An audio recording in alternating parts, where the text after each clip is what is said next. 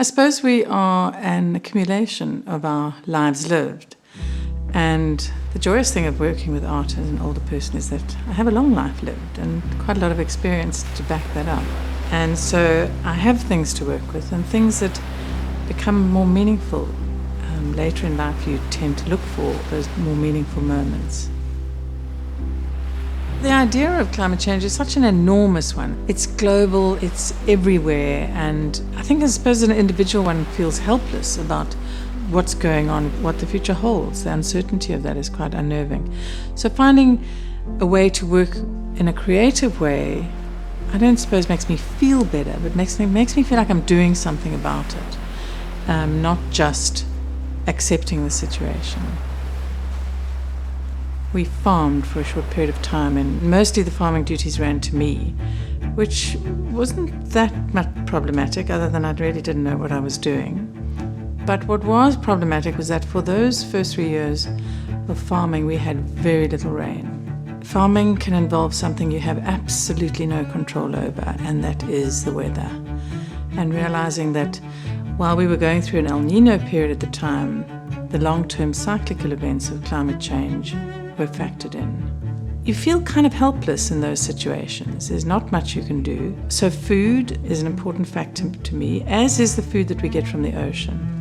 And that's the other area of interest that my life has played, realizing that the microscopic organisms of the ocean are intricately related to how the food chain is affected. And what those organisms have been doing for years is sinking the carbon that we've been emitting. While we were farming, our copper irrigation pipes were stolen. And realizing that that was actually linked to the traffic reports that I heard on the radio in the mornings saying that trains were being delayed due to that. Making the connection ultimately to China, which is what was needing that major source of copper.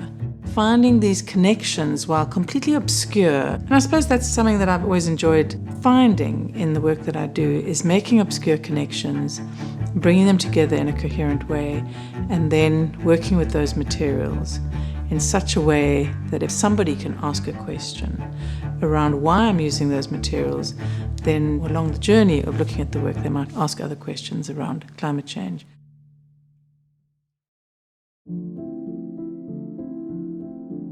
What's quite important for me to use material that there is an abundance of, or using recycled work, and then finding ways to visually make it intriguing, because cable on its own can appear as sort of monosyllabic, but once you open it up and you realize the variety of different interiors, it's endless as to where it can go. The majority of the work is with a black sort of cable, and then some of the more intricate work I do is related to the microscopic space, introducing that into the cable work. And a lot of them have a cellular reference.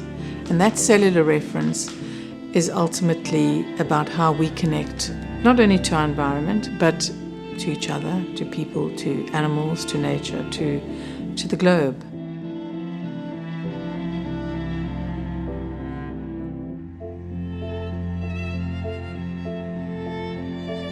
Climate change work, I suppose, is a way to reference it, but it's not necessarily climate change work. It's got a lot more to do with compounds that I bring together.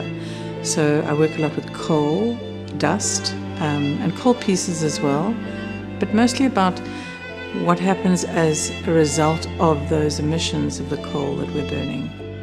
I now have taken a little bit further in that I work with different organisms. They're called pteropods. Because their shells are so delicate, they are unable to produce their shells because of the amount of carbon dioxide the ocean is absorbing, and that in itself is depleting the calcium carbonate, which is the other compound I use. Again, having that black and white reference.